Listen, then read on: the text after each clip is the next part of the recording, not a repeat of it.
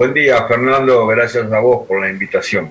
Bien, bueno, algo de la intro que estaba haciendo, va a estar cruzando seguramente la serie de consultas que te vamos a hacer. ¿Cómo estás siguiendo lo que está pasando? Mira, arranquemos, si te parece, con el tema de la escasez de gasoil. Uno se pregunta, bueno, es un problema que estamos atravesando por la coyuntura mundial, por factores internos, un mix de los dos. ¿Qué estás viendo vos? Bueno, sobre todo a medida que avanzan los días, es como que el tema se tiende a recrudecer, ¿no? ¿Cómo estás viendo esa coyuntura? Nosotros estamos afectados por el factor externo y también por la política interna energética. Y me explico. Hoy, por ejemplo, hay una escasez en el mundo muy grande de gasoil. Para darte una idea, el precio de gasoil sobre barcaza en Nueva York hoy está costando $7.50 el galón. Eso equivale a un precio de barril de petróleo de más de $300. Es decir, está salido de control. Así que si nosotros tenemos que buscar gasoil afuera y lo tenemos que hacer, eso es lo que nos vamos a encontrar. Y después vamos a tener el problema de traducir esos precios a pesos. Y después vamos a tener que decidir cuánto de ese monto en pesos le transferimos al consumidor vía la bomba de gasoil, vía estación de servicio, y cuánto lo vamos a hacer vía inflación si el Estado se hace cargo de una gran parte de ese costo. Así que estos son los dos problemas que tenemos. Hoy Argentina tiene en algunas refinerías capacidad ociosa de refinación. No grande, pero para la circunstancia actual, un 10, un 15% es importante, pesa. ¿Por qué no la puede llenar? Porque las refinerías no pueden comprar gasoil, petróleo a los productores. ¿Y por qué no los pueden comprar? Porque no pueden trasladar el precio a la estación de servicio. Como no podemos hacer eso por las, en mi opinión equivocada, regulaciones internas, estamos obligados a importar. Y cuando vamos a importar nos encontramos con el escenario que antes dije, $7.50 el galón. Claro. Claro. Se hablaba también de un factor en los últimos días, estuvo trascendiendo información de alguna reunión entre las productoras, las refinadoras, una convocatoria que había estado haciendo YPF, como un factor también adicional el tema del crudo escalante o el crudo pesado escaseando, es lo que se decía trascender como un factor también para eso. ¿Es un pretexto o es una realidad también que se cruza con este escenario internacional y esta diferencia de precios que vos mencionás? El crudo escalante se está exportando y se está exportando muy bien. Y recordemos que la regulación dice que cuando un productor va a exportar crudo escalante o el que sea, tienen la obligación de hacer pública la oferta para darle la oportunidad a un refinador argentino de comprar el producto que que quiere exportar. Pero, repito, ningún refinador puede hacerse cargo de comprar hoy en día crudo a $100, porque para trasladarlo a los precios de la gasolina hoy están en el orden de los $40. El precio equivalente de los combustibles que tenemos. Así que es inviable porque se funde, si no. Así que el problema no es que hay escasez, el problema es que hay una imposibilidad económica de satisfacer la demanda interna, por lo cual el único que la va a terminar satisfaciendo es el mismo Estado que fijó esta regulación. Y va a salir a comprar, a importar a precios de locura, absolutamente precios de locura, y luego va a subsidiar esos precios. Con lo cual seguimos armando la pelota de la balanza negativa energética comercial, que este año va a ser 3 veces lo que fue el año pasado, 3 veces peor de lo del año pasado. Repito otra vez, 3 veces, no una ni un poquito, 3. Se da esa situación de intervención que vos mencionás, digo, de intervención o de salida a paliar este contexto con los aportes del Estado argentino, ¿no? Esto de una suerte de por un lado, fijar precios o anclarlos a través de YPF, controlada por el Estado argentino, recordemos, ¿no? La mayoría del paquete accionario, ese anclaje en torno a los 57, 60 dólares, la diferencia a la que vos aludías con absoluta precisión respecto al precio internacional, y la restricción que tiene Argentina. Acaba de cerrar una negociación con el FMI, ¿no? Y tiene un mandato o un compromiso de, bueno, achicar el déficit, ¿no? Bueno, es como un combo fatídico, imposible de cumplir todo ese escenario, ¿no? Totalmente. Yo creo que el acuerdo del fondo es un papel pintado, francamente.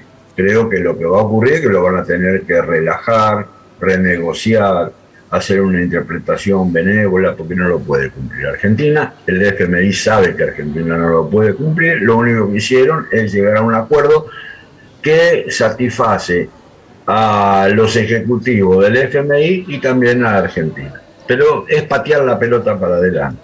El acuerdo del FMI, la verdad, no va a pasar nada si no lo cumplimos, porque todo el mundo sabe que no lo podemos cumplir.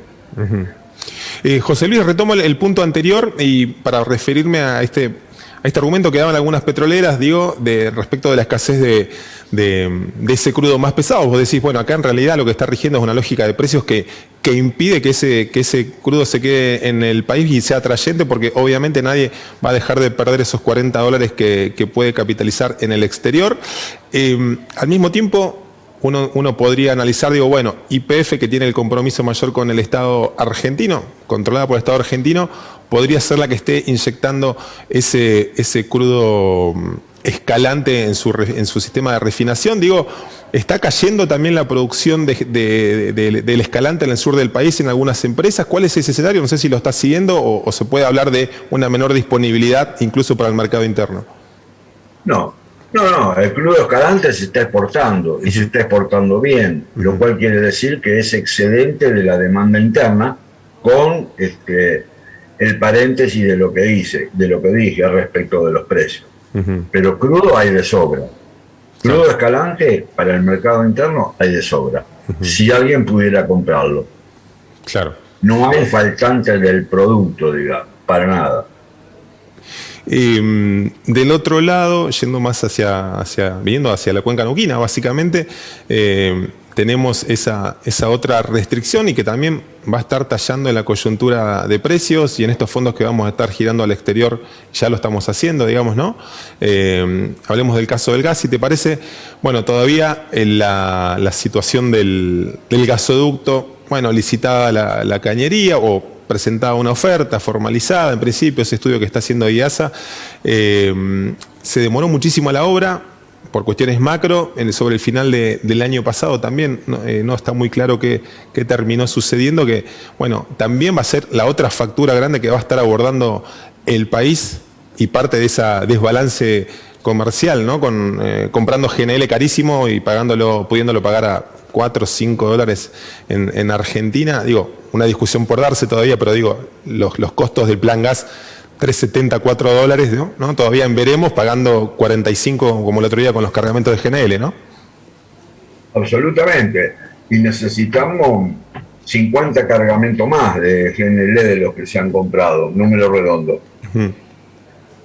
Y no solamente esos van a estar a un precio altísimo, seguramente a un precio del nivel de lo que estamos hablando, porque si bien Europa está entrando en la temporada de verano, desde el punto de vista gas, seguimos en invierno, porque tienen los almacenamientos depletados, completamente depletados, tienen que reponerlos, lo cual crea una demanda adicional a la demanda del consumo normal del verano, y porque además quieren hacer todo eso reduciendo las compras de gas a Rusia por la guerra de Ucrania.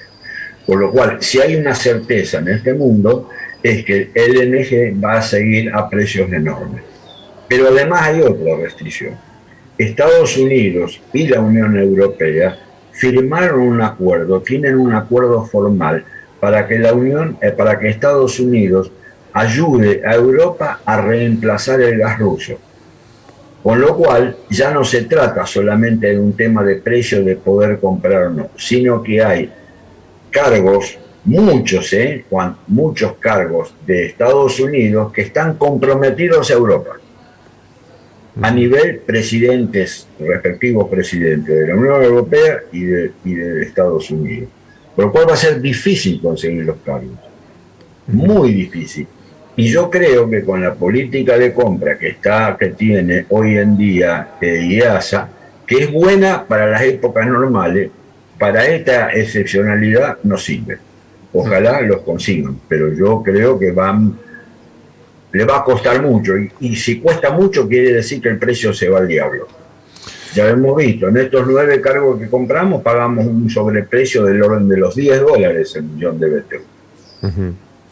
Es decir, hay un tiempo también, al margen de esta coyuntura que vos mencionás, digo, de los contratos o de los acuerdos entre países, sí, que redireccionan por ahí los flujos de las comercializaciones del GNL y del gas, está el tiempo de recuperación de esa producción, digamos, ¿no? Es decir, cómo se abastece y se recuperan esas reservas y cómo se coloca una oferta mayor para cumplir con esas restricciones que le imponen a Rusia, ¿no? A ver si entendí bien lo que estás mencionando.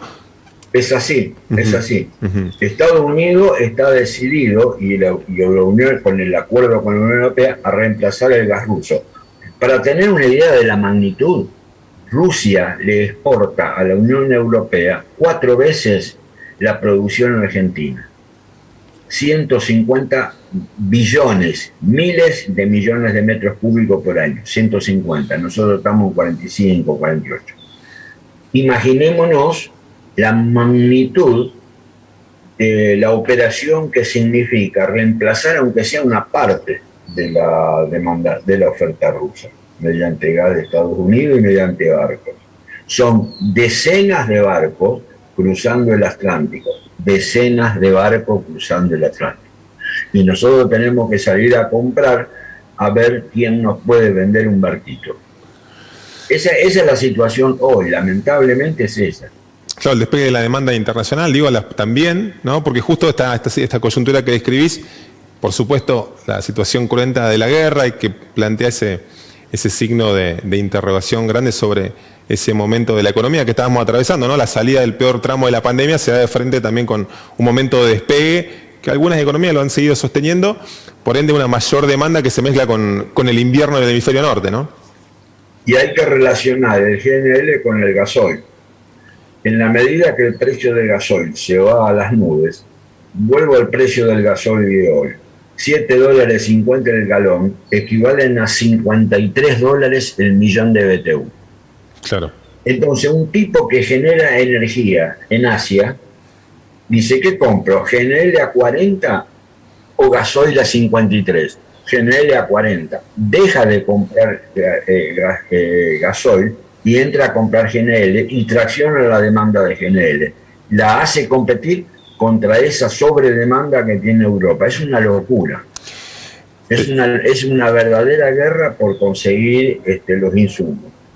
Pensaba en eso que mencionás del empuje sobre el resto de los combustibles, ¿no? Cómo está atado todo esa variación de precios.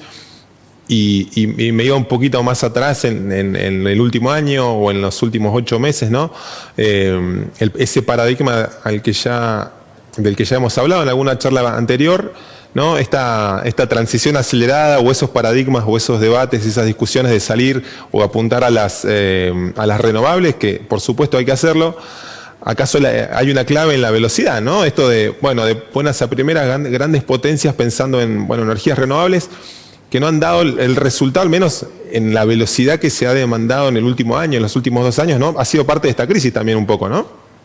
Absolutamente, absolutamente. Esta crisis tiene varios componentes. Los más importantes de todos son, primero, el COVID, que hizo que disminuya mucho la actividad de exploración y producción en el mundo, por un lado. Y por otro lado, que es el factor que es más importante, la permanente guerra mediática y política para que se deje de producir hidrocarburos. Solamente un detalle. En el año 2020, 2 años atrás, La Agencia Internacional de Energía sacó un trabajo diciendo que este año, en el 2022, ya no se iba a necesitar invertir nunca más $1 en petróleo. Claro. Y que en el 2026 eso iba a ocurrir también con el gas natural. Claro. Fíjense, un año y medio atrás, la visión que tenía la Unión Europea. Fíjese lo que es la realidad. Hay dos hechos que quedaron marcados con esta crisis. Primero, el mundo no se banca a vivir sin energía. Número uno. Porque vivir sin energía significa aceptar disminuir drásticamente el estándar de vida. Y nadie lo quiere hacer. Y quedó claro, es más importante la seguridad energética que el bendito cambio climático. Eso está clarísimo. Los mismos países de Europa están retrocediendo sobre sus pasos y están aceptando de nuevo el LNG y el carbón. Los consumos de carbono hoy son récord. José Luis, te pido pensaba en eso que decís vos también, y digo, estamos viendo cómo Estados Unidos quema reservas estratégicas para salir a paliar también esta crisis. Sin duda que eso va a implicar un despegue o un aliciente, por decirlo así, después veremos de qué modo, con el sector del shale, que había entrado en medio en un poco de una crisis relativa, digo, en términos de lo que venía haciendo, ¿no? Seguramente va a necesitar esa producción interna para volver a sostener la recuperación de sus reservas, ¿no? ¿Puede pasar un poco allí la lógica de lo que venga, o es un poco arriesgado pensar en eso? Yo creo que en Estados Unidos tienen un nivel hoy de incertidumbre política comparable al que tenemos nosotros respecto del desarrollo de los hidrocarburos. Porque el presidente Biden dijo, el mismo día que subió, el primer día que dijo que subió, que iban a, no voy a decir destruir, pero desalentar fuertemente toda la actividad de hidrocarburos. Y los pasos que dieron desde ese día hasta hoy son los siguientes. Biden le pidió a la OPEP que aumente la producción, pero no quiere que se produzca más en Estados Unidos. Ahora dice que después dijo que le quiere comprar a Venezuela, pero no en la producción de Estados Unidos. Ahora dice que quiere comprarle a Canadá, pero no a la producción de Estados Unidos. ¿Por qué? Porque lo ve como una coyuntura.